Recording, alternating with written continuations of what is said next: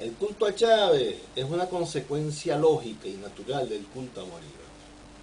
Prácticamente todos los venezolanos de oposición y posiblemente también muchos chavistas consideramos al culto a Chávez como una aberración, mientras que aceptamos al culto a Bolívar como algo natural, lógico, justificado. Hay que ver a Venezuela con los ojos de un extranjero para darse cuenta que la más pequeña aldea tiene su plaza Bolívar y que los venezolanos expresan por este personaje una devoción a la que no se le encuentra, no es muy difícil encontrarle un equivalente en otros países. Los norteamericanos tienen a Washington, a Jefferson, a Lincoln, a Martin Luther King, pero ninguno de ellos, ni los tres sumados, son objeto de una tal devoción como la que es Bolívar. Los franceses tienen Juana de Arco, a Luis XIV, a Napoleón, y a quien más quieran poner en la lista, a Robespierre, a Charles de Gaulle. Y todos sumados tampoco tienen, ni siquiera todos sumados, no reciben tanta devoción. Sin embargo, nosotros los venezolanos percibimos el culto a Bolívar como algo natural. Y eso es porque desde fines del siglo XIX, todos nosotros hemos sido sistemáticamente indoctrinados en una religión laica que llega a colocar a Bolívar hasta por encima de Cristo.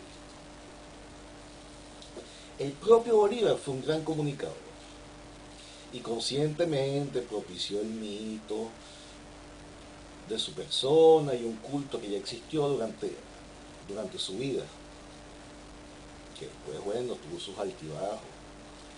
Será con Antonio Guzmán Blanco quien durante toda la segunda mitad del siglo XIX ese va a institucionalizar el culto a Bolívar. Guzmán Blanco, que era franco-masón igual que Bolívar, y que se hace llamar el ilustre americano en toda modestia, tiene convicciones fuertemente anticlericales. Me parece que, bueno, expulsó curas, expulsó monjas, cerró algunos monasterios. No vamos a hacer la historia de Guzmán Blanco. Y Guzmán promueve el culto a Bolívar como una antirreligión laica que de paso le permite combatir a la religión y de paso, bueno, promover el culto de su propia persona. Ya en el siglo XX, con Vicente Gómez, quien por casualidad tiene las mismas fechas de nacimiento y muerte que Bolívar, qué casualidad, ¿no? 24 de julio y 17 de diciembre. Fomenta ese culto, se presenta como un heredero legítimo de Bolívar y durante su gobierno, cuya parte final coincide con los apogeos de los fascismos y nazismos en Europa.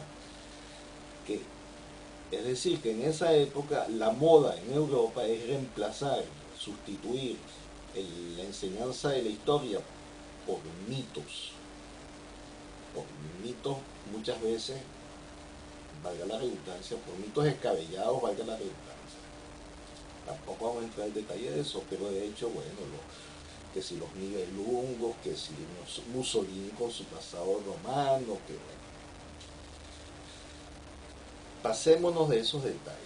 Esa era la moda en aquella época y cae muy bien, le cae de manguito al benemérito Juan Vicente Gómez, al final de en el periodo final de su época, es decir, en los años 30. Desde entonces, todos los venezolanos hemos sido víctimas,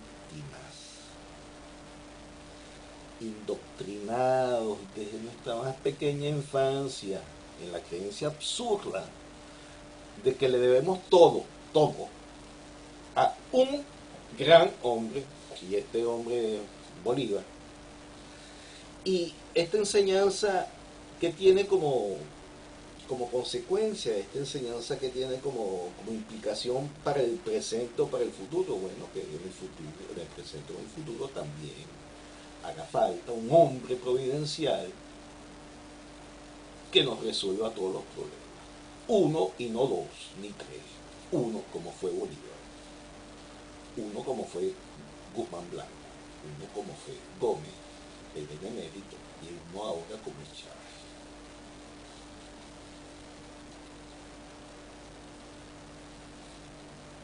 El culto a Bolívar es el pedestal sobre el que Chávez se erige. Eso es algo que tenemos que entender. Si queremos realmente crear una alternativa a Chávez, también tenemos que cuestionar ese culto, esa religión nacional, y restablecer un Bolívar verdadero, un Bolívar histórico, que fue un político destacado entre varios otros, y un gran seductor, y un gran bailarín, un hombre que cometió muchos errores y que aprendió de algunos de ellos, que alguna vez se atribuyó méritos, y más que alguna vez, méritos que no le correspondían, que cometió actos poco gloriosos como la entrega de Miranda a los españoles, el fusilamiento, discúlpeme, de Piar. Muchas veces huyó en los campos de batalla, abandonando sus infelices tropas. Fue un general victorioso también, porque tuvo muchos subalternos, Páez entre otros, que tomaban la mayor parte de las iniciativas y las decisiones, y que también eran los que traían las tropas, ¿no? Y finalmente, Bolívar fue un hombre de ambiciones autocráticas, monárquicas, desmedidas, que a fuerza de querer siempre estar por encima de todos los demás, termina solo, aislado, y muere de sífilis, que era una cosa muy normal en aquella época, en la casa de un señor español en Santa Marta. Es decir, Bolívar fue un hombre de carne y hueso, talentoso y destacado, como muchos, con muchas cualidades y muchos efectos. Fue un ser humano. No va a ser fácil atacar ese mito, no solo por la profundidad, el arraigo, sino que además, sino que además he venido reforzándose por otras mitologías latinoamericanas, entre las cuales la peor es la de esta de Eduardo Galeano, las venas abiertas de América Latina. Eso es un desastre. Eso es un desastre de maniqueísmo, de simplificación, eso es, o sea, eso es peor que un cuento de hadas. Eso es una simplificación a ultranza de la historia. Y además que la lección que nos da Galeano es que nosotros somos unas pobres víctimas y que todas las cosas malas que nos pasan son culpa de los demás. Para Galeano, nosotros somos los buenos y ellos, nosotros, los malos. Nosotros somos los explotados y ellos, quienes fueran los explotadores. Nosotros somos los ricos del pasado porque antes de que llegara el Colón, aquí bañábamos en oro y era el mar de la felicidad y todo estaba perfecto. Y vinieron todos aquellos bichos, nos volvieron pobres, se quitaron con todos nuestros reales y ahora ellos son ricos a cuesta nuestra, y bueno, y disfrutan de todo lo que nos robaron y se burlan de nosotros. Nosotros somos las víctimas, ellos son los victimarios y nosotros somos los inocentes. Es muy cómodo pensar de esa manera, es muy cómodo, pero es muy falso. Y mientras tengamos esas creencias, mientras tengamos esos esquemas, yo no sé para dónde va. Así que a mí me cuesta ver una Venezuela futura, una Venezuela post-chavista, que siga manteniendo este culto a Bolívar, que se nos enseña a Bolívar como un personaje histórico, y que en las ciudades, en los pueblos y en las aldeas haya estatuas para otros próceres y para otros líderes y para otros dirigentes, que Bolívar no fue el único y tampoco fue un santo. Ok, gracias.